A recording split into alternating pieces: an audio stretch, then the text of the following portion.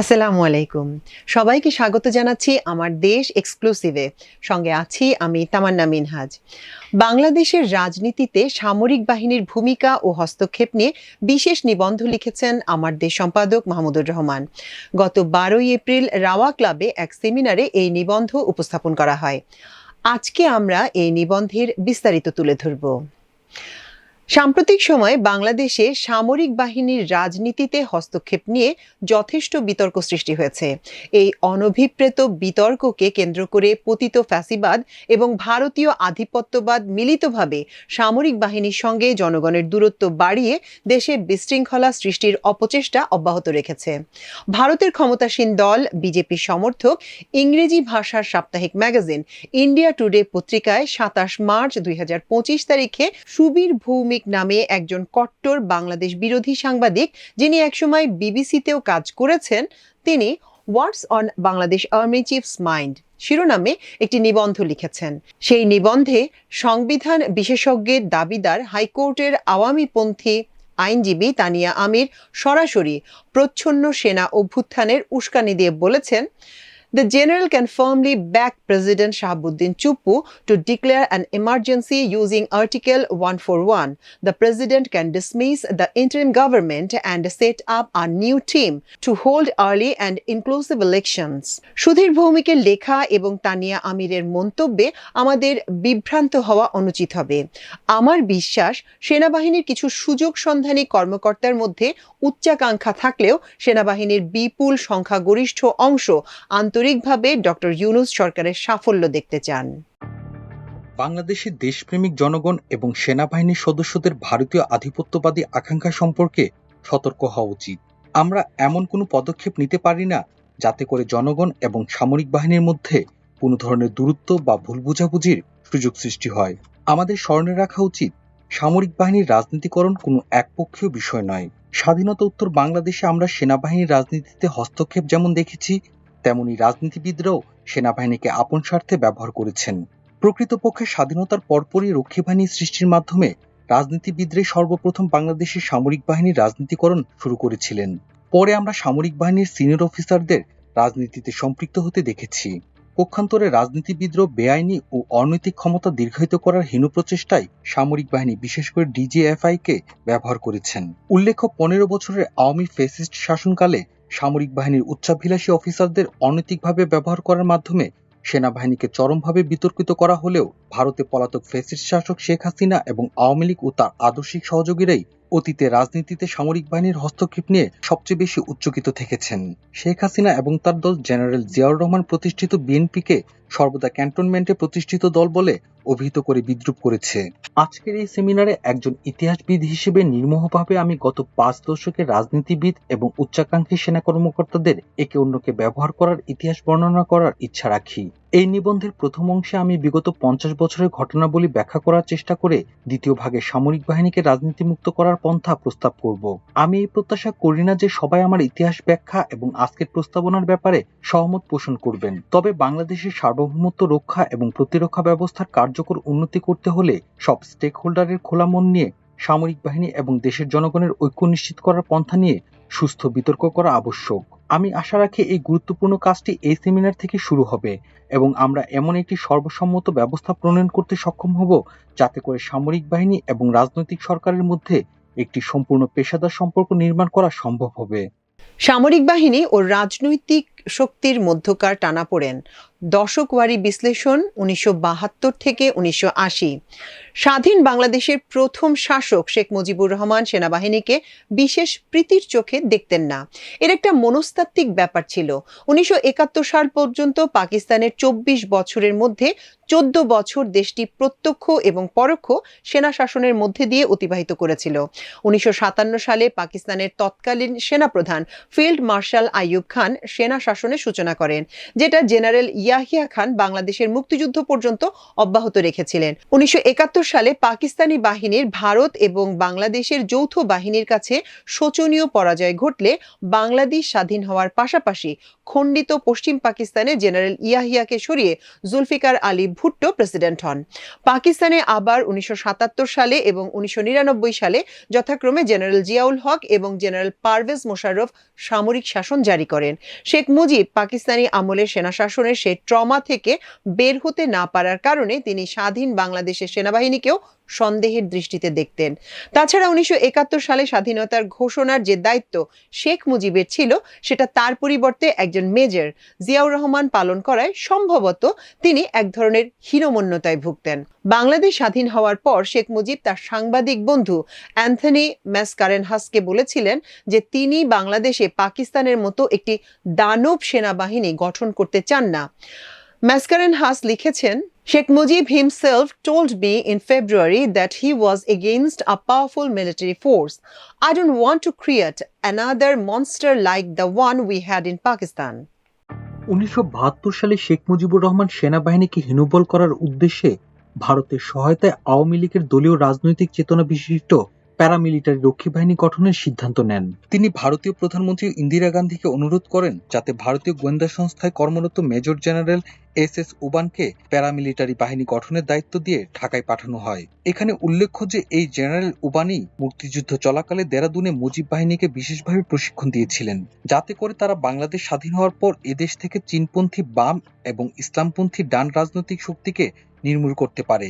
ভারতীয় সামরিক কর্মকর্তা এবং রাজনৈতিক উপদেষ্টারা শেখ মুজিবের সঙ্গে আলোচনাক্রমে রাজনৈতিক ভাবাদর্শ সংবলিত প্যারামিলিটারি বাহিনী গঠনের সব প্রক্রিয়া সম্পন্ন করার পর 1972 সালের 7ই মার্চ ভূতাপেক্ষ অনুমোদন দিয়ে জাতীয় রক্ষী বাহিনী আইন 1972 জারি করা হয়। ব্রিগেডিয়ার জেনারেল নুরুজ্জামানকে প্যারামিলিটারি বাহিনীর প্রধান করে তোফায়েল আহমেদকে রাজনৈতিক উপদেষ্টা হিসেবে নিয়োগ দেওয়া হয়। শেখ মুজিবের প্রথমে প্রধানমন্ত্রী এবং পরে প্রেসিডেন্টের দপ্তর থেকে এই বাহিনী সরাসরি পরিচালনা করা হতো। বাংলাদেশের রক্ষী বাহিনী প্রথম গুম, খুন এবং বিচার বহির্ভূত হত্যার ভয়ঙ্কর নজির স্থাপন করেছিল। সামরিক বাহিনীর রাজনীতিকরণ শেখ মুজিবই শুরু করেছিলেন।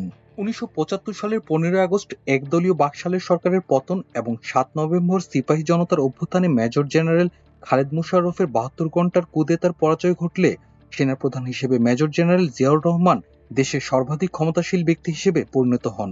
প্রেসিডেন্ট জিয়া রাজনীতিতে প্রবেশের পদক্ষেপ হিসেবে প্রথমে 1978 সালের 22 ফেব্রুয়ারি জাগো দল গঠন করেন। তিনি সরাসরি জাস্টিস সাত্তারের নেতৃত্বাধীন রাজনৈতিক দলে সম্পৃক্ত না হলেও তার সরকারের গুরুত্বপূর্ণ উপদেষ্টাদের অধিকাংশই জাগো দলের সদস্য ছিলেন। 1978 সালের 1 মে জাগো দল ভাসানী ন্যাপ, মুসলিম লীগ, কাজী জাফরের ইউপিপি, মাওলানা মতিনের লেবার পার্টি এবং রসরাজ মন্ডলের তফসিল জাতির ফেডারেশন নিয়ে জাতীয়তাবাদী ফ্রন্ট গঠিত হয়। জিয়াউর রহমান নবগঠিত জাতীয়তাবাদী ফ্রন্টের প্রার্থী হিসেবে 3 জুনের প্রেসিডেন্ট নির্বাচনে প্রতিদ্বন্দ্বিতা করে আওয়ামী লীগের প্রার্থী জেনারেল এমজি উসমানীকে বিপুল ব্যবধানে পরাজিত করেন। একই বছর 1 সেপ্টেম্বর জাতীয়তাবাদী ফ্রন্ট বিলুপ্ত হয়ে বাংলাদেশ জাতীয়তাবাদী দল জন্ম নেয়। সরকারে অধিষ্ঠিত থেকে প্রেসিডেন্ট জিয়ার রাজনৈতিক দল গঠন করার কারণে আওয়ামী লীগ সর্বদাই অভিযোগ করে থাকে যে বিএনপি গঠনে সেই সময় সেনাবাহিনী গুরুত্বপূর্ণ ভূমিকা রেখেছিল। আমি বেশ কয়েকজন অবসরপ্রাপ্ত প্রবীণ সেনা অফিসারদের সঙ্গে আলাপ করে জেনেছি যে বিএনপি গঠনের প্রাথমিক পর্যায়ে মেজর জেনারেল মাজিদুল হক, লেফটেন্যান্ট কর্নেল আকবর এবং লেফটেন্যান্ট কর্নেল মুস্তাফিজুর রহমান ঘনিষ্ঠভাবে সম্পৃক্ত থাকলেও তারা সবাই তখন অবসরপ্রাপ্ত ছিলেন। জিয়াউর রহমান কর্মরত কোনো সেনা কর্মকর্তাকে দল গঠনে ব্যবহার করেছেন বলে সরাসরি কোনো প্রমাণ পাওয়া না গেলেও সেই সময় রাজনৈতিক অঙ্গনে মেজর জেনারেল নুরুল ইসলাম শিশুর নাম বিএনপি গঠনের সঙ্গে বিশেষভাবে উচ্চারিত হয়। বিএনপি ক্রমান্বয়ে বাংলাদেশের অন্যতম বৃহত্তম রাজনৈতিক দলে পরিণত হলেও আজ পর্যন্ত আওয়ামী লীগ সমর্থক বুদ্ধিজীবীরা দলটিকে ক্যান্টনমেন্টে প্রতিষ্ঠিত বলে অভিযোগ করে থাকেন। সুতরাং 80-র দশক পর্যালোচনায় দেখা যাচ্ছে শেখ মুজিবুর রহমান সর্বপ্রথম সেনাবাহিনীকে রাজনীতিকরণ করেছিলেন। অন্যদিকে জেনারেল জিয়াউর রহমান ক্ষমতায় থেকে রাজনৈতিক দল গঠন করেছেন এবং বিএনপি গঠনে এস্টাবলিশমেন্ট এবং সেনাবাহিনীকে ব্যবহার করার অভিযোগ রয়েছে। 1981 থেকে 1990। 1981 সালে চট্টগ্রামে মেজর জেনারেল আবুল মঞ্জুরের নেতৃত্বে সেনা অফিসারদের একাংশের বিদ্রোহে প্রেসিডেন্ট জিয়াউর রহমান নিহত হলে তৎকালীন সেনাপ্রধান হুসেইন মোহাম্মদ এরশাদ কুদেতার সুযোগ সৃষ্টি হয়। প্রেসিডেন্ট জিয়া নিহত হলে সংবিধান অনুযায়ী ভাইস প্রেসিডেন্ট জাস্টিস সাত্তার প্রেসিডেন্টের দায়িত্ব গ্রহণ করেন। পরে একই বছর 15 নভেম্বর প্রেসিডেন্ট নির্বাচনে ক্ষমতাসীন বিএনপি দলীয় প্রার্থী জাস্টিস সাত্তার 66% ভোট পেয়ে আওয়ামী লীগের প্রার্থী কামাল হোসেনকে পরাজিত করেন। কিন্তু ততদিনে বিএনপির মধ্যে কোন্দল দেখা দিলে সেই সুযোগ নিয়ে নির্বাচনের মাত্র 4 মাস অতিক্রান্ত হতেই জেনারেল এরশাদ 24 মার্চ 1982 তারিখে সেনা অভ্যুত্থানের মাধ্যমে ক্ষমতা দখল করেন। অনেক বিশ্লেষকের মতে এই কুদেতা নীতি বিবর্জিত রাজনীতিবিদদের ব্যবহার করে এক উচ্চাভিলাষী জেনারেলের ক্ষমতা দখলের এক ক্লাসিক উদাহরণ। ক্ষমতা দখলের 20 মাসের মাথায় চিফ মার্শাল ও অ্যাডমিনিস্ট্রেটর এরশাদ সামরিক বাহিনী ও অন্যান্য রাষ্ট্রীয় প্রতিষ্ঠান এবং সুবিধাভোগী রাজনীতিবিদদের সহায়তায় তার রাজনৈতিক দল গঠনের প্রক্রিয়া শুরু করেন। প্রথমে 1983 সালের 27 নভেম্বর পুতুল প্রেসিডেন্ট আসাদুদ্দিন চৌধুরীকে কনভেনর এবং সাবেক বিএনপি নেতা ও মন্ত্রী এম এ মতিনকে সাধারণ সম্পাদক করে জনদল গঠন করা হয়। এরপর জনদল বিলুপ্ত হয়ে জাতীয় ফ্রন্ট জন্মগ্রহণ করে। 1986 সালের 1 জানুয়ারি জাতীয় ফ্রন্টকে বিলুপ্ত করে জেনারেল এরশাদ জাতীয় পার্টি গঠন করেন এবং দলের চেয়ারম্যান পদে অধিষ্ঠিত হয়ে প্রত্যক্ষভাবে রাজনীতিতে প্রবেশ করেন। 1986 সালের 7 মে বিএনপির বর্জনের মধ্য দিয়ে এরশাদের অধীনে বিতর্কিত সংসদ নির্বাচন হয়। সেই নির্বাচনে জাতীয় পার্টি এবং শেখ হাসিনার নেতৃত্বে আওয়ামী লীগ যথাক্রমে 153 এবং 76 আসন লাভ করে। বিতর্কিত নির্বাচনের প্রতিবাদে শিগগিরই দেশজুড়ে তীব্র গণবিক্ষোভ শুরু হয়। এরশাদ 1987 সালের নভেম্বরে দেশে জরুরি অবস্থা জারি করেন এবং ডিসেম্বরে সংসদ ভেঙে দেন। 1988 সালের 3 মার্চ প্রেসিডেন্ট এরশাদ আরও একটি প্রহসনমূলক ভোটারবিহীন জাতীয় সংসদ নির্বাচনের আয়োজন করেন, যেটা বিএনপি ও আওয়ামী লীগ সহ সব বিরোধী দল বর্জন করে। মূলত 1988 সালের প্রহসনের নির্বাচনের পরেই জেনারেল এরশাদের ভাগ্য নির্ধারিত হয়ে যায়। ইতিহাসের অমোঘ নিয়মেই 1990 সালের গণঅভ্যুত্থানে স্বৈরাচারী এরশাদ সরকারের পতন ঘটে। যদিও জেনারেল এরশাদ কু থেকে শুরু করে তার পুরো শাসনকালী সামরিক বাহিনীকে রাজনৈতিক উদ্দেশ্যে ব্যবহারের ব্যাপক অভিযোগে উচ্চারিত হয়েছে, কিন্তু তার পতনের সময় সামরিক বাহিনী জনগণের পক্ষে অবস্থান নিয়েছিল। গণ আন্দোলনের চূড়ান্ত সময়ে প্রেসিডেন্ট এরশাদ সামরিক বাহিনীকে জনগণের স্বতঃস্ফূর্ত অভ্যুত্থান দমনে ব্যবহার করতে চাইলে তৎকালীন সেনাপ্রধান জেনারেল নুরউদ্দিন আহমেদ অপারগতা প্রকাশ করেন এবং সেনাবাহিনীর জনগণের পক্ষ গ্রহণের কথা জানিয়ে দেন। উপায়ন্ত না দেখে এরশাদ 1990 সালের 6 ডিসেম্বর পদত্যাগ করতে বাধ্য হন। এরশাদের পুরো শাসনকাল উচ্চাভিলাষী সামরিক কর্মকর্তা এবং নীতিহীন ও সুযোগ সন্ধানী রাজনীতিবিদদের এক অশুভ যুগের কাল হিসেবে বিবেচিত। 1991 থেকে 2000 এই দশকটি বাংলাদেশে একটি নির্ভেজাল এবং প্রকৃত গণতন্ত্রের দশক রূপে বিবেচিত হতে পারে। 1991 সালের 27 ফেব্রুয়ারি এবং 1996 সালের 12 জুন তত্ত্বাবধায়ক সরকারের অধীনে দুটি গ্রহণযোগ্য নির্বাচনে যথাক্রমে বিএনপি এবং আওয়ামী লীগ জয়লাভ করে। 1991 সালের নির্বাচনের পর থেকে শেখ হাসিনা সেনাবাহিনীকে তার পরাজয়ের জন্য দোষারোপের চেষ্টা করলেও সেই অসত্য অভিযোগ জাতীয় এবং আন্তর্জাতিক মহলে কোনো গ্রহণযোগ্যতা পায়নি।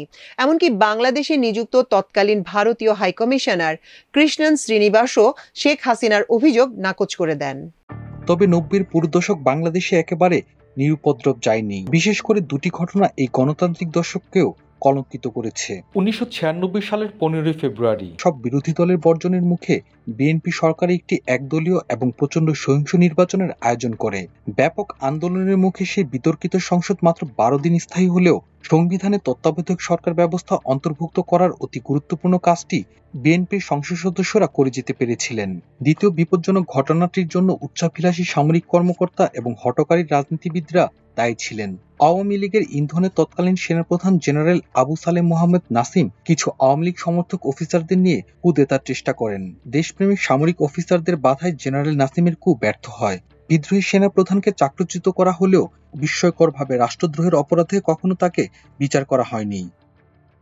2001 থেকে 2010 বাংলাদেশের রাজনীতিতে একবিংশ শতাব্দীর প্রথম দশক অত্যন্ত ঘটনাবহুল এবং তাৎপর্যপূর্ণ। 15 বছরের গণতান্ত্রিক শাসন ব্যবস্থার সমাপ্তি ঘটে 17 অক্টোবর 2006। ইন্দো মার্কিন পরিকল্পনায় 2007 সালের 11 জানুয়ারি এক নতুন ধরনের সেনা শাসনের যুগে বাংলাদেশ প্রবেশ করে। শুধু যে দেশটির গণতান্ত্রিক শাসন ব্যবস্থার অবসান ঘটে তাই নয়, সেই সঙ্গে সার্বভৌমত্ব বিলীন হওয়ার প্রক্রিয়াও শুরু হয়। বাংলাদেশের তৎকালীন সেনাপ্রধান জেনারেল মঈন ইউ আহমেদ প্রকৃতপক্ষে দিল্লির বশ্যতাও মেনে নেন।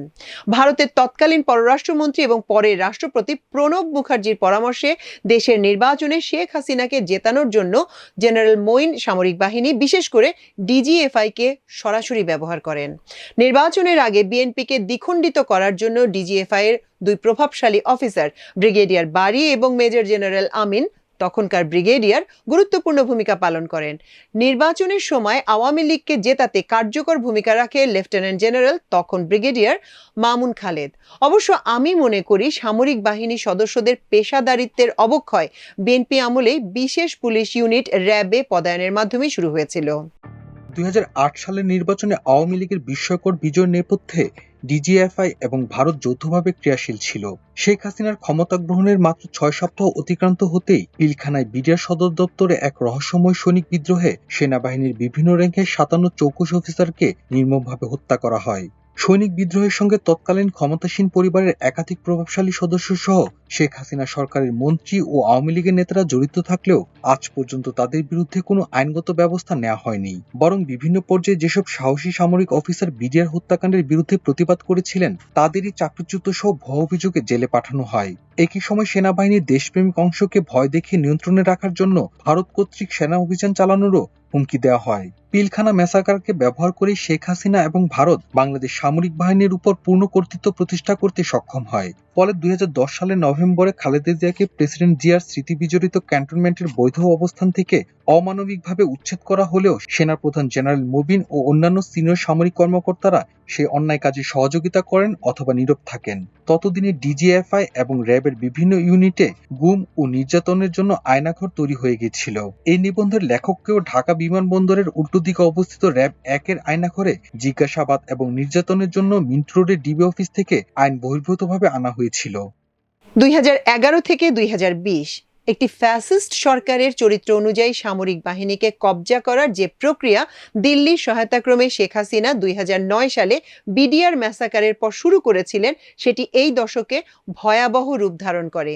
ডিজিএফআই এবং র্যাবে কর্মরত সিনিয়র সামরিক কর্মকর্তারা গুম, বিচার বহির্ভূত হত্যা এবং নানা প্রকার দুর্নীতিতে জড়িয়ে পড়েন। শেখ মুজিবের ছোট মেয়ে শেখ রেহানার দেবর মেজর জেনারেল অবসরপ্রাপ্ত তারেক সিদ্দিকের নির্দেশে বাংলাদেশ সেনাবাহিনী পরিচালিত হতে থাকে। তাকে নিরাপত্তা উপদেষ্টার পদ দেয়া হয়। সামরিক বাহিনীতে রাজনীতিকরণ ব্যাপকভাবে বিস্তার লাভ করে। বিরোধী রাজনৈতিক দল, ভিন্ন মতের বিরুদ্ধে নিপীড়ন ভয়ানক পর্যায়ে পৌঁছে যায় এবং মানবাধিকার লঙ্ঘন চরমে ওঠে। এই অবস্থায় শেখ হাসিনা 2014 সালে একদলীয় নির্বাচনের বন্দোবস্ত করেন। সব বিরোধী দল নির্বাচন বর্জন করলে বাংলাদেশ সরকার আন্তর্জাতিক বিরূপ পরিস্থিতিতে পতিত হয়। শেখ হাসিনার পক্ষ হয়ে ভারত সরকার পশ্চিমা রাষ্ট্রসমূহে সরাসরি লবি করতে নেমে পড়ে। ভারতীয় পররাষ্ট্র সচিব সুজাতা সিং ঢাকায় এসে জেনারেল এরশাদকে নির্বাচনে অংশগ্রহণ করতে বাধ্য করেন। জনশ্রুতি আছে তদানীন্তন ডিজিএফআই এর প্রধান জেনারেল আকবর অস্ত্রের মুখে বারিধারার বাসভবন থেকে জেনারেল এরশাদকে পাকড়াও করে সিএমএইচে বন্দী করে রাখেন। বাংলাদেশ সেনাবাহিনী এই সময়ে তার পেশাদারিত্ব এবং প্রাতিষ্ঠানিক সক্রিয়তা পুরোপুরি হারিয়ে ফেলে। দেশ বিদেশে সবাই বিশ্বাস করতে থাকেন ভারতীয় গোয়েন্দা সংস্থা র বাংলাদেশের বিভিন্ন ক্যান্টনমেন্টে অবস্থান নিয়ে সেনাবাহিনীকে নিয়ন্ত্রণ করছে। সামরিক বাহিনীর শীর্ষ কর্মকর্তাদের ঢালাও দুর্নীতির সুযোগ করে দেয়া হয়। বিদেশে ভাবমূর্তির সংকট দেখা দিলে সরকার ইসলামিক জঙ্গি কার্ড ব্যবহার করতে থাকে। জেনারেল আজিজকে শেখ হাসিনা সেনাপ্রধান নিয়োগ করলে বাংলাদেশ সেনাবাহিনীর ভাবমূর্তি একেবারে তলানিতে নেমে আসে। জেনারেল আজিজ ও তার সন্ত্রাসী ভাইদের দুর্নীতি নিয়ে মধ্যপ্রাচ্যের Al Jazeera all the prime minister's man শিরোনামে সংবাদ প্রচার করলে সারা বিশ্বের নজর বাংলাদেশের দিকে পতিত হয়। সেনাপ্রধান হওয়ার প্রতিযোগিতায় পরাজিত জেনারেল সোহরাওয়ার্দী সোশ্যাল মিডিয়া টকশোতে দাবি করেন বাংলাদেশের সেনাপ্রধান কে হবে সেই বিষয়টি দিল্লি থেকে নির্ধারিত হয়। জেনারেল আজিজের একসময়ের বন্ধু এবং মেজর জেনারেল তারেক সিদ্দিকের ব্যবসায়িক অংশীদার কর্নেল শহীদ খানের সঙ্গে সাবেক সেনাপ্রধানের টেলিফোন আলাপ সামাজিক যোগাযোগ মাধ্যমে লিক হলে দেশ বিদেশে সবাই বাংলাদেশে গুম ও বিচার বহির্ভূত হত্যায় শেখ হাসিনা এবং মেজর জেনারেল তারেক সিদ্দিকের সম্পৃক্ততার বিষয়ে নিশ্চিত হয়। জেনারেল আজিজ 2018 সালের মধ্যরাতে নির্বাচনে সহযোগিতা করে শেখ হাসিনার প্রতি তার আনুগত্যের প্রমাণ দেন। এই অবস্থায় শেখ হাসিনার সঙ্গে বিচার বিভাগে তার সব অপকর্মের সাথী বিচারপতি এস.কে সিনহার সঙ্গে ক্ষমতার দ্বন্দ্ব শুরু হলে ডিজিএফআই আবারও দৃশ্যপটে হাজির হয়। গোয়েন্দা প্রধান জেনারেল আকবর অস্ত্রসজ্জিত হয়ে এস.কে সিনহাকে চরমভাবে অপমানিত করেন এবং তাকে প্রধান বিচারপতি থাকা অবস্থাতেই দেশ ছাড়তে বাধ্য করেন। বাংলাদেশ সেনাবাহিনী শেখ হাসিনা এবং দিল্লির সম্পূর্ণ বশ্যতা মেনে নেওয়ার ফলে 2010 থেকে 2020 সালের মধ্যে বাংলাদেশে একটি ভয়ঙ্কর ফ্যাসিস্ট ও মাফিয়া রাষ্ট্রে পরিণত হয়। অতএব দেশের এই পরিণতির দায় সেই সময়কার কোন ডিজিএফআই এবং সেনাপ্রধানই এড়াতে পারে না। 2020 সালের ডিসেম্বরে মানবাধিকারের গুরুতর লঙ্ঘনের অভিযোগে র্যাবের কিছু সামরিক কর্মকর্তা পুলিশ প্রধান বেনজির আহমেদ এবং খোদ র্যাবের বিরুদ্ধে যুক্তরাষ্ট্র নিষেধাজ্ঞা আরোপ করলে শেখ হাসিনা সরকার প্রথমবারের মতো আন্তর্জাতিক চাপ অনুভব করতে পারে। ডিজিএফ এর কর্তারাও আতঙ্কিত হয়ে ওঠেন, কারণ জাতিসংঘ মিশনে বাংলাদেশ সেনাবাহিনীর অংশগ্রহণে খানিকটা অনিশ্চয়তার সৃষ্টি হয়। র্যাবে দায়িত্ব পালন করছেন এমন সামরিক অফিসারদের শান্তি মিশনে গ্রহণ করার আগে জাতিসংঘ থেকে বিশেষ যাচাই বাছাই প্রক্রিয়া শুরু করে। 2010-এর দশক বাংলাদেশ সেনাবাহিনীর পেশাদারিত্ব ও ভাবমূর্তির নিরীক্ষে একটি নিন্দনীয় অধ্যায় হিসেবে ইতিহাসে বর্ণিত হবে। 2020 থেকে 2025 যে কোনো মূল্যে বাংলাদেশকে অলিখিত উপনিবেশ রূপে ধরে রাখতে ভারতীয় নীতিতে কোনো পরিবর্তন না ঘটায় শেখ হাসিনা তার বেপরোয়া কার্যক্রম অব্যাহত রাখতে উৎসাহিত হন। জেনারেল আজিজের পর জেনারেল শফিউদ্দিন আহমেদ সেনাপ্রধান হলেও ফ্যাসিস্ট শাসন ব্যবস্থার প্রতি সেনাবাহিনীর বশ্যতার কোনো পরিবর্তন হয়নি। তিনি সৈনিকের দুবেলা ভাত খাওয়ার জন্য শেখ হাসিনার প্রতি কৃতজ্ঞতার নতুন তত্ত্ব হাজির করে ফ্যাসিস্ট শাসকের প্রতি তার আনুগত্য প্রমাণ করেন। নানা রকম ব্যবসার সুযোগ করে দিয়ে দিল্লির অনুগত সরকার সামরিক বাহিনীকে দেশের সার্বভৌমত্ব রক্ষার মহান মিশন থেকে বিচ্যুত করে ক্রমেই এটিকে একটি বাণিজ্যিক প্রতিষ্ঠানে রূপান্তর করার আত্মঘাতী পরিকল্পনা বাস্তবায়ন করতে থাকে। ভারতীয় সমর্থন এবং সামরিক বাহিনীর বশ্যতা সম্পর্কে নিশ্চিত হয়ে শেখ হাসিনা আবারও একটি একদলীয় নির্বাচন সম্পন্ন করার জন্য উৎসাহিত হয়েছেন। মার্কিন যুক্তরাষ্ট্র এবং ইউরোপীয় ইউনিয়নের মৃদু আপত্তি উপেক্ষা করে সরকার 2024 সালের জানুয়ারি আরেক নির্বাচনী নাটক মঞ্চস্থ করে জনগণের ভোটাধিকার টানা তৃতীয়বারের মতো হরণ করে। এমন পরিস্থিতিতে হতাশাগ্রস্ত দেশবাসী মনে করেছিল যে দিল্লির হেজিমনি এবং শেখ হাসিনার ফেসিবাদী শাসন থেকে সহসা মুক্তি মিলবে না। সেই সময় বাংলাদেশের তরুণ ছাত্র জনতা সারা বিশ্বকে চমকে দিয়ে ইতিহাস বদলকারী মহান জুলাই বিপ্লব সংঘটিত করে। মাত্র 36 দিনের রক্তস্নাত বর্ষা বিপ্লবে নিরস্ত্র কোটি তরুণ পুলিশ, র্যাব এবং সেনাবাহিনীর বুলেট অগ্রাহ্য করে শেখ হাসিনার তক্তের তাউস ভেঙে চুরমার করে দেয়। কোনো ধরনের বিদেশি সহায়তা বর্জিত বিপ্লবের মধ্য দিয়ে বাংলাদেশের জনগণ রাষ্ট্র ব্যবস্থায় এমন এক বিস্ময়কর পরিবর্তন আনতে সক্ষম হয়েছে যা ভবিষ্যতের সব সরকারের জন্য সতর্কবার্তা হিসেবে কার্যকর থাকবে বলে আমি মনে করি। সফল বিপ্লবের পরিণতিতে বাংলাদেশের ইতিহাসের নিকৃষ্টতম জালিম সরকারের প্রধান শেখ হাসিনা পালিয়ে দিল্লিতে আশ্রয় নিতে বাধ্য হয়েছেন। এবার আমাদের রাষ্ট্র সংস্কারের পালা, যাতে করে আর কখনো বাংলাদেশে বিগত সরকারের মতো কোনো ফেসিবাদ মাথাচাড়া না দিতে পারে। সেই কাঙ্ক্ষিত সংস্কার অর্থবহ এবং টেকসই করতে হলে দেশের স্বাধীনতা ও সার্বভৌমত্বের অন্যতম স্তম্ভ সামরিক বাহিনীকে সব ধরনের রাজনৈতিক অপচ্ছায়া ও প্রভাব থেকে মুক্ত করা আবশ্যক। আমার পরবর্তী আলোচনা তারই পন্থা নিয়ে। রাজনীতি মুক্ত সেনাবাহিনী গঠন প্রস্তাব। স্বাধীনতা পরবর্তী 54 বছরের ইতিহাসের দীর্ঘ আলোচনা থেকে আমরা সম্ভবত এই সিদ্ধান্তে পৌঁছাতে পারি যে সেনাবাহিনীর রাজনীতিকরণের দায় কোনো এক পক্ষের শুধু ছিল না। দেশের সার্বভৌমত্ব রক্ষার মহান দায়িত্ব যে ইনস্টিটিউশনের উপর ন্যস্ত সেটিকে বিতর্কিত করতে রাজনীতিবিদ এবং উচ্চাকাঙ্ক্ষী সামরিক অফিসার উভয় শ্রেণী নিজেদের ব্যক্তি ও গোষ্ঠী স্বার্থে ভূমিকা রেখেছেন। এই অবস্থা থেকে উত্তরণের জন্য বৈপ্লবিক পরিবর্তন প্রয়োজন। আমি যে প্রস্তাব করতে যাচ্ছি সেটি সবার কাছে গ্রহণযোগ্য নাও হতে পারে, তবে আমি দৃঢ়ভাবে বিশ্বাস করি এই প্রস্তাব নিয়ে রাষ্ট্রের সব স্টেক হোল্ডারের মধ্যে সুচিন্তিত বিতর্ক এবং আশু সিদ্ধান্ত গ্রহণ প্রয়োজন। আমার প্রস্তাবে দুটি অংশ আছে।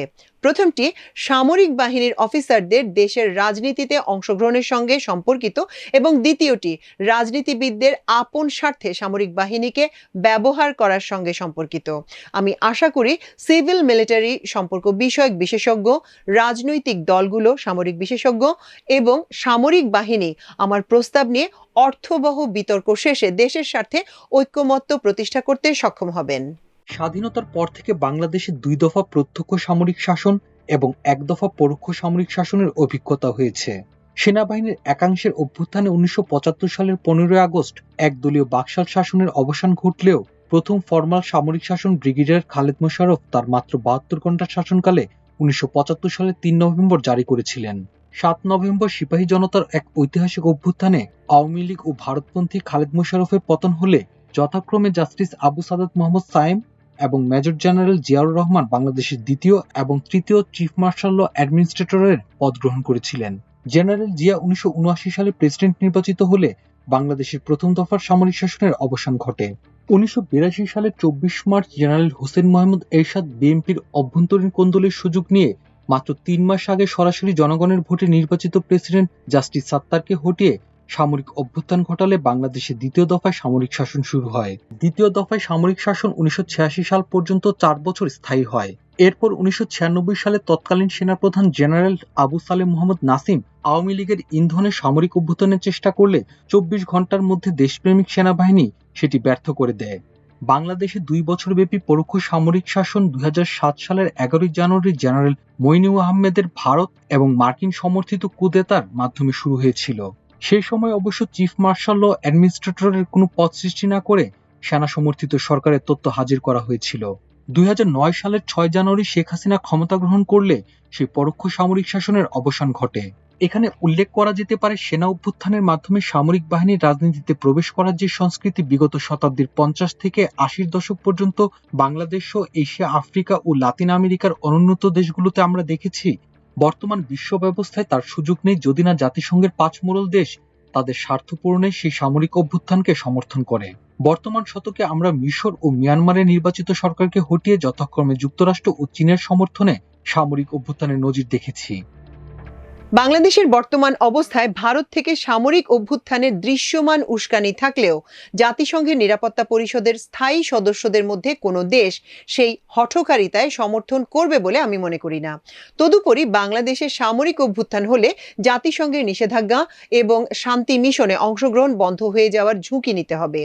ভূ রাজনৈতিক বাস্তবতার নিরিখে আমি বাংলাদেশে সামরিক অভ্যুত্থান ঘটানোর সম্ভাবনা নাকচ করে দিয়েই রাষ্ট্র সংস্কারে আমার প্রস্তাব প্রস্তুত করেছি। তাছাড়া শেখ হাসিনা তার ফ্যাসিস্ট শাসনকালে সংবিধানের যেসব সংশোধনী করেছেন তার মধ্যে একটি হলো আর্টিকেল 7 ক। সেখানে প্রচ্ছন্নভাবে সামরিক শক্তি প্রয়োগের মাধ্যমে সংবিধান স্থগিত করাকে রাষ্ট্রদ্রোহের অপরাধ হিসেবে বিবেচনা করা হয়েছে। এমত অবস্থায় সামরিক অফিসারদের প্রাতিষ্ঠানিকভাবে রাজনীতিতে হস্তক্ষেপের তেমন কোনো সুযোগ আমি দেখতে পাচ্ছি না। যদিও রাজনীতিবিদরা নিজেরাই সেই সুযোগ সৃষ্টি কিংবা উচ্চাকাঙ্ক্ষী কোনো জেনারেলকে উৎসাহিত করেন। আমার উপরোক্ত আশাবাদ সত্ত্বেও বাংলাদেশ সেনাবাহিনীকে রাজনীতি মুক্ত রেখে একটি পেশাদার এবং দেশপ্রেমিক বাহিনীতে রূপান্তর করার লক্ষ্যে এই সুপারিশগুলো সবার বিবেচনার জন্য উল্লেখ করছি। জাতীয় নিরাপত্তা নীতিমালা প্রণয়ন দেশের অভ্যন্তরীণ রাজনীতি থেকে বিমুক্ত রেখে শুধু রাষ্ট্রের সার্বভৌমত্ব রক্ষা ও বহিঃশত্রু মোকাবেলাকে লক্ষ্য স্থির করে একটি জাতীয় নিরাপত্তা নীতিমালা প্রণয়ন করা অত্যন্ত জরুরি। সামরিক বাহিনীতে পদোন্নতি নীতিমালা প্রণয়ন শুধু পেশাদারিত্ব, সততা, সাহস এবং দেশপ্রেমকে উপজীব্য করে এমন একটি স্বচ্ছ নীতিমালা প্রণয়ন করা আবশ্যক যেখানে রাজনৈতিক বিবেচনা, অনুগ্রহ, আনুকূল্য, পৃষ্ঠপোষকতা এবং পক্ষপাতিত্বের কোনো সুযোগ থাকবে না। বাণিজ্য সম্পর্ক রহিতকরণ স্বার্থের সঙ্গে সব ধরনের সংঘাত দূরকরণের লক্ষ্যে যতদূর সম্ভব সামরিক কর্মকর্তাদের বাণিজ্য সম্পর্ক থেকে পৃথক রাখতে হবে। যেসব বাণিজ্যিক প্রকল্পে সামরিক বাহিনীর সম্পর্ক অত্যাবশ্যক সেখানে কর্মরত অফিসারদের পরিবর্তে অবসরপ্রাপ্তদের নিয়োগ দেওয়া যেতে পারে। বেসামরিক দায়িত্ব থেকে পৃথকীকরণ যতদূর সম্ভব সেনাবাহিনীকে বেসামরিক দায়িত্ব পালন থেকে বিরত রাখা আবশ্যক। উদাহরণস্বরূপ র্যাব থেকে সামরিক বাহিনীর সব সদস্যকে প্রত্যাহারের জন্য আমি সুপারিশ করছি। প্রয়োজনে পুলিশের বিশেষ বাহিনীর সদস্যদের সেনাবাহিনীতে নির্ধারিত সময়ের জন্য প্রশিক্ষণের ব্যবস্থা করা যেতে পারে। স্বচ্ছ সামরিক বাজেট যতদূর সম্ভব সামরিক বাজেটে স্বচ্ছতা নিশ্চিত করা আবশ্যক। সামরিক বাহিনীর দেখভালের জন্য বিশেষ সংসদীয় কমিটি গঠন করে স্বচ্ছতা এবং জবাবদিহিতা নিশ্চিতের ব্যবস্থা করা যেতে পারে।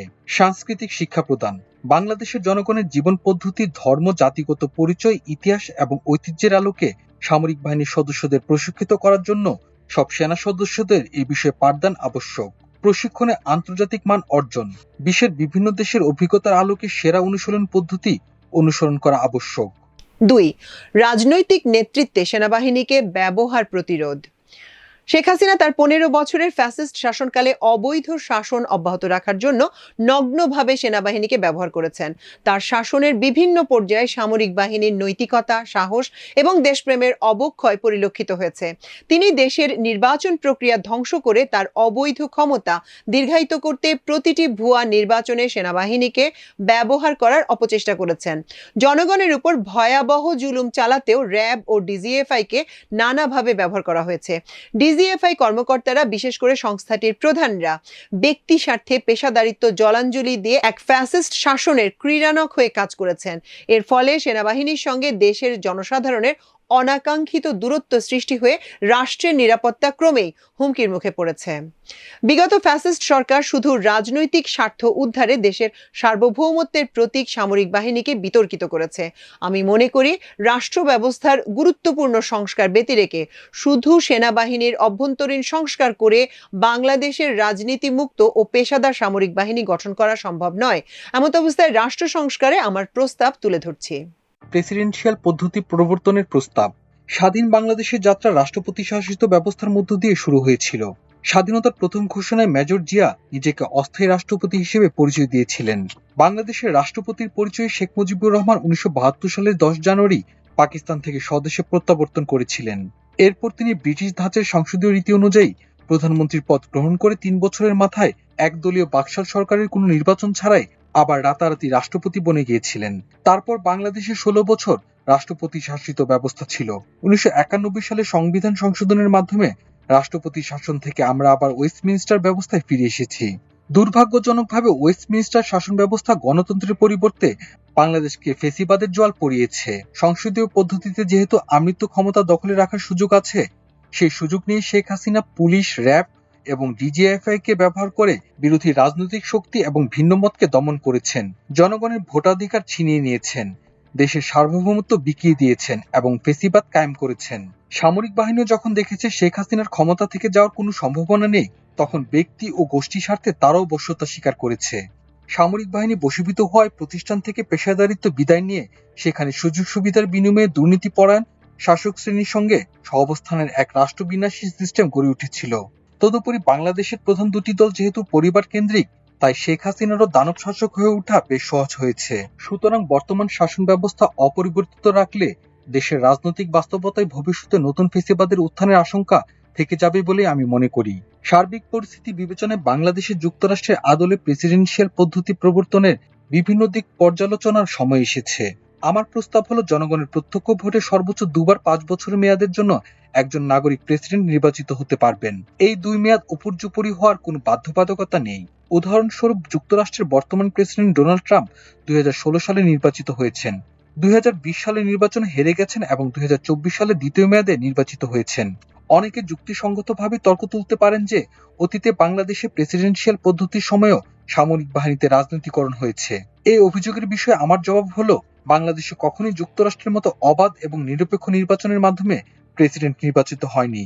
স্বাধীনতা উত্তরকালে প্রথম প্রেসিডেন্ট শেখ মুজিবুর কোনো নির্বাচন ছাড়াই 1975 সালে 25 জানুয়ারি নিজেকে প্রেসিডেন্ট ঘোষণা করেছিলেন। এরপর খন্দকার মুশতাক সামরিক অভ্যুত্থানের পরিপ্রেক্ষিতে প্রেসিডেন্ট হয়েছিলেন। পরে জেনারেল জিয়া এবং জেনারেল এরশাদ চিফ মার্শাল ল অ্যাডমিনিস্ট্রেটর থেকে প্রেসিডেন্ট হয়েছেন এবং সেই পদে থেকে আবার প্রেসিডেন্ট নির্বাচন করেছেন। জেনারেল জিয়ার বিরুদ্ধে জেনারেল উসমানী প্রতিদ্বন্দ্বিতা করলেও জেনারেল এরশাদের পাতানো নির্বাচন সব বিরোধী দল বয়কট করেছিল। বেসামরিক ব্যক্তি হিসেবে একমাত্র জাস্টিস সাত্তার জনগণের সরাসরি ভোটে প্রেসিডেন্ট নির্বাচিত হয়েছিলেন, তবে তিনিও প্রেসিডেন্ট পদে থেকে নির্বাচনে অংশ নিয়েছিলেন।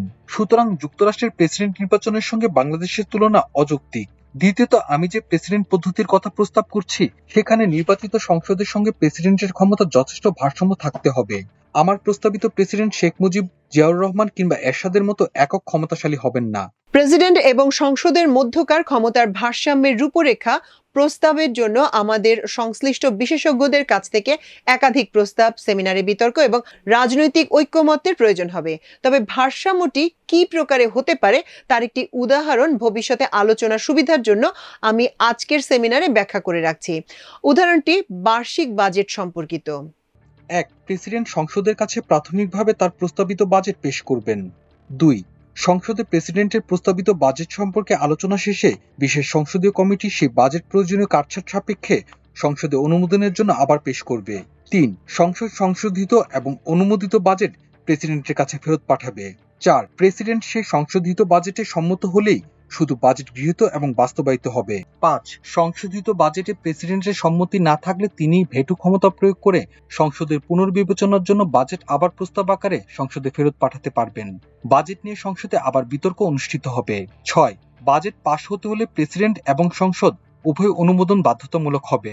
আমি মনে করি প্রেসিডেন্টের 2 মেয়াদের বেশি ক্ষমতাসীন থাকার সুযোগ যদি সংবিধানে রহিত করা থাকে এবং প্রেসিডেন্ট ও সংসদের মধ্যে যদি ক্ষমতার ভারসাম্য নিশ্চিত করা যায়, তাহলে ফেসিবাদের উত্থানের সুযোগ আমরা বন্ধ করতে সক্ষম হব। নির্বাচনকালীন কেয়ারটেকার সরকার পদ্ধতি সংবিধানে পুনঃসংযোজন। বাংলাদেশে নির্বাচন নিয়ে বিতর্ক পরিহার এবং গণতন্ত্র সুসংহত করতে হলে প্রেসিডেন্ট এবং সংসদ নির্বাচনকালীন কেয়ারটেকার সরকার পদ্ধতি সংবিধানে অন্তর্ভুক্তির কোনো বিকল্প বিদ্যমান পরিস্থিতিতে নেই। তবে আমরা দেখেছি সর্বশেষ প্রধান বিচারপতিকে নির্বাচনকালীন সরকার প্রধান করার পদ্ধতি রাজনীতিবিদদের অসততা এবং অসহযোগিতার কারণে শুধু ব্যর্থই হয়নি, সেই সঙ্গে বিচার বিভাগও কলুষিত হয়েছে। সুতরাং আমাদের নতুন কোনো পদ্ধতির কথা চিন্তা করতে হবে। আমি রাষ্ট্রীয় এবং রাজনৈতিক পর্যায়ে আলোচনা শুরুর জন্য কেয়ারটেকার সরকারের একটি প্রাথমিক প্রস্তাব উত্থাপন করছি। আমার প্রস্তাব অনুযায়ী 90 দিনের মেয়াদের নির্বাচনকালীন সরকারে 11 জন সদস্য থাকবেন। নির্বাচিত সংসদের সরকারি এবং বিরোধী দল 5 জন করে এবং প্রধান বিচারপতি একজন সদস্যের নাম প্রেসিডেন্টের কাছে প্রস্তাব করবেন। অন্তর্বর্তী সরকারের এই 11 জন সদস্য গোপন ব্যালটের মাধ্যমে প্রধান উপদেষ্টা নির্বাচন করবেন। আমার এই প্রস্তাবকে আপনারা জাতীয় পর্যায়ে প্রারম্ভিক আলোচনা শুরুর পদক্ষেপ হিসেবে বিবেচনা করতে পারেন। যুক্তরাষ্ট্র কিংবা যুক্তরাজ্যের মতো বাংলাদেশে গণতন্ত্র প্রাতিষ্ঠানিক রূপ নিলে আমাদের আর নির্বাচনকালীন বিশেষ সরকারের প্রয়োজন হবে না। জাতীয় নিরাপত্তা উপদেষ্টা নিয়োগ। সেনাবাহিনীর সঙ্গে সরকার এবং রাষ্ট্রপ্রধানের সঙ্গে সমন্বয় করার উদ্দেশ্যে জাতীয় নিরাপত্তা উপদেষ্টার পদ সৃষ্টির জন্য আমি প্রস্তাব করছি।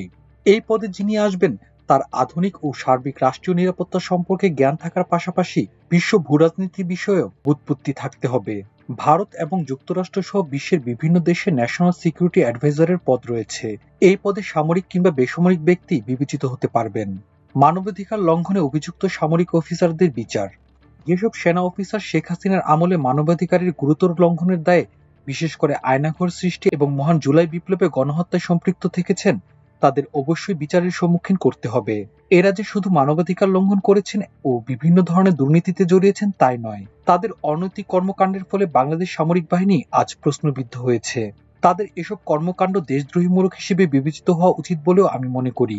উপরের নির্দেশের কথা বলে আয়নাঘর সৃষ্টি, রাজনৈতিক নেতাদের হুমকি প্রদান ও অপহরণ, প্রধান বিচারপতিকে হেনস্থা ও দেশ থেকে বাধ্য করা, ভুয়া নির্বাচনের তদারকি, বিদেশি শক্তির দাবিদারি এবং অর্থনৈতিক দুর্নীতির অপকর্মকে জায়েজ করার কোনো সুযোগ একটি প্রকৃত দেশপ্রেমিক সেনাবাহিনীতে থাকতে পারে না। আজকের এই নিবন্ধে বাংলাদেশের রাজনীতিবিদ ও সামরিক বাহিনীর মধ্যকার সম্পর্ক আমি ইতিহাসের আলোকে বিশ্লেষণের চেষ্টা করেছি। আমার বিশ্লেষণের সঙ্গে সবাই একমত না হলেও আমি সম্পূর্ণ সততার সঙ্গে এবং কোনো ধরনের পক্ষপাতিত্ব ব্যতিরেকে নির্মোহভাবে প্রকৃত ইতিহাস তুলে ধরার চেষ্টা করেছি। ইতিহাস সাক্ষী দিচ্ছে স্বাধীনতার পর থেকে বিভিন্ন আমলে সামরিক বাহিনীতে যে রাজনীতিকরণ হয়েছে তার জন্য কোনো এক পক্ষ দায়ী নয়। কখনো ঊর্ধ্বতন সামরিক অফিসাররা ব্যক্তি স্বার্থে রাজনীতিতে হস্তক্ষেপ করেছেন, আবার কখনো রাজনীতিবিদরাও নিজেদের অবৈধ ক্ষমতা টিকিয়ে রাখতে সামরিক বাহিনীকে ব্যবহার করেছেন। দেশের জন্য ক্ষতিকর এই অশুভ পরিস্থিতির অবসান হওয়া জরুরি। জাতি হিসেবে আমরা অনেক মূল্য দিয়ে ফেলেছি। আমি বিশ্বাস করতে চাই দেশের সার্বভৌমত্বের স্বার্থে সামরিক বাহিনীকে আমরা সবাই সব বিতর্কের ঊর্ধ্বে রাখতে সংকল্পবদ্ধ। জাতীয় নিরাপত্তার অতি গুরুত্বপূর্ণ বিষয় নিয়ে খোলা মনে আলোচনা শুরুর অতীব গুরুত্বপূর্ণ কাজটির আয়োজক রাওয়াকে আজকের এই উদ্যোগ গ্রহণের জন্য আমি ধন্যবাদ জানাচ্ছি। ইতিহাস এবং রাষ্ট্রবিজ্ঞানের গবেষক হিসেবে আমি বেশ কিছু প্রস্তাব আজ উত্থাপন করেছি। আশা করব দেশের স্বার্থে আমার প্রস্তাব নিয়ে অর্থবহ বিতর্ক শেষে আমরা সবার কাছে গ্রহণযোগ্য ও দেশের জন্য সর্বোত্তম একটি পদ্ধতি প্রণয়ন করতে সক্ষম হব। প্রিয় দর্শক, বাংলাদেশের রাজনীতিতে সামরিক বাহিনীর ভূমিকা ও হস্তক্ষেপ নিয়ে আমার দেশ সম্পাদক মাহমুদুর রহমানের বিশেষ নিবন্ধটি এ পর্যন্তই। আশা করি নিবন্ধটি আপনাদের ভালো লেগেছে। এতক্ষণ সঙ্গে থাকার জন্য অশেষ কৃতজ্ঞতা। আল্লাহ হাফেজ।